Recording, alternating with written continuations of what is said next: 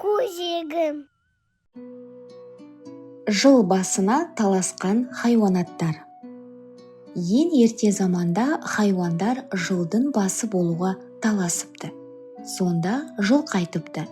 Мен алысты жақын қыламын.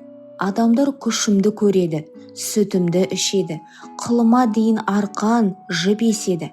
Адамға менен пайдалы мал жоқ. Жыл ағасы мен боламын. Түйе айтады: сен адамның жұмысын қылсан, сұлы, шөп асайтын, тамағын үшін құл болдың. Міне мен сен көтер алмайтын ауырды көтеріп, неше айлық алыс жерлерге барамын. Аш болдым деп арпа, сұлы сұрамаймын. Көде болса көде, жусан болса жусан, не кез келсе соны қорек етіп, табылса су ішіп, табылмаса шөлде де жолға жүре беремін. Жыл басы болуға мен лайықпын.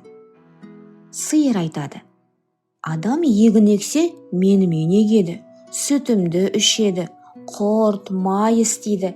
Жыл басы болуға мен лайықпын. Сонда қой айтады: мен болмасам, қазақ үйін немен жабар еді?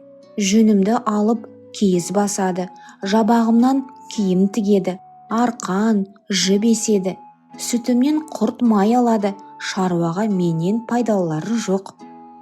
Ит айтады: мен болмасам, сендердің көбінді не ұрлап, не қасқыр жеп тауысар еді. Мен сендердің баршаларынан бақташыңмын. Дұшпан көрінсе үріп, абалап, еме хабар беремін. Тауық айтады: мен болмасам, кісі ерте жұмысына бармай ұйықтап қалар еді. Мен ерте тұрып, таң атты деп шақырып, хабар айтамын.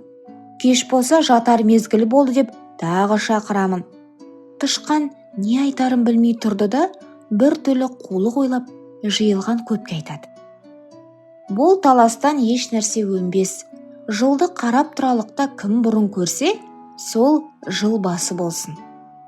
Өзгелері қарап тұрғанда түйе өзінің бойына сеніп: менен бұрын кім көреді? Деп тышқанның сөзін қостайды. Бөрі қарасып тұрады. Біраздан соң тышқан жорғалап түйенің өркешіне шығып отырады. Көп хайуан таласып, біз көреміз деп тұрғанда, ең биікте отырған тышқанды көріп, еш нәрсе демепті. Сонан соң жылды бәрінен бұрын тышқан көріп, хабар беріп, жыл басы болыпты. Түйе бойына сеніп құр қалыпты.